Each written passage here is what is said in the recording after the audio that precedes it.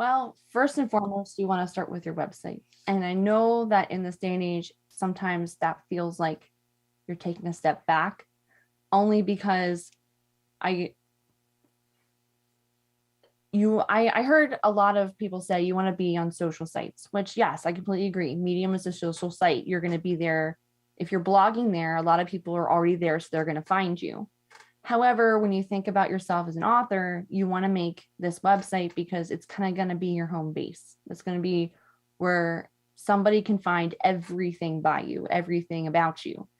So you're going to have a section for, your home page, which would be, here's my latest work, here's where you can subscribe, all the things that people are going to see firsthand that you want them to know right away.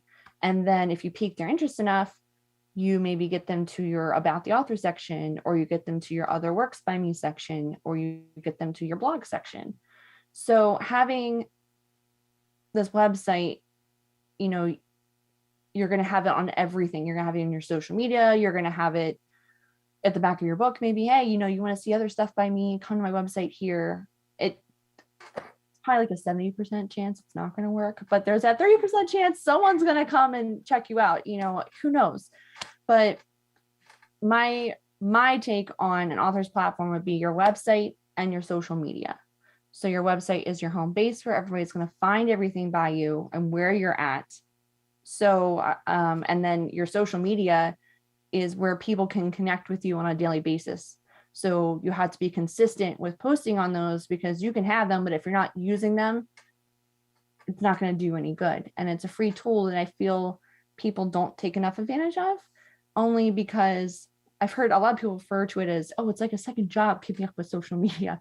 And I agree. Sometimes it can be a little overwhelming, when you get to a certain amount of followers, or, trying to keep growing yourself. But really, if once you've done it for a while, you come up with a routine or a schedule that seems to work for you, and then it doesn't seem so overwhelming as you go.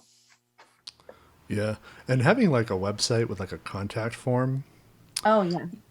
is so important. And for a long time, I wouldn't get anything through that contact form. And then after the second season of this podcast, I started getting like weird stuff. And like you could put all the attention in the world on your craft, but the strangest things people will focus on. And it can be pretty interesting. Like I remember I did this one podcast. It was a UFO based podcast. The guy wrote some really interesting books about UFOs, and I'm like, oh well, if I get anything, it's going to be about that. No, everybody who emailed me through the contact form about that episode wanted to tell me to feed the robins that were showing up. I made this passing comment about how red-breasted robins were showing up on my fire escape, and they're like, you need to feed them. I'm like, I really don't. And so you can learn a lot about the people who are actually digesting your content just by having a place where they can go and reach out to you. That's awesome. Yeah. Unexpected.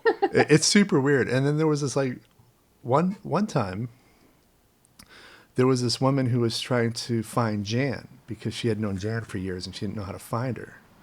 And she remembered my name. And so she just looked me up. She found the website. And then she started buying my books. And then she reached out to Jan. And I'm like, that's interesting. And she's like, I watched one of your short films on Amazon. I didn't know you guys were doing that, And so it's really, really important. And you'll never know how people will use it.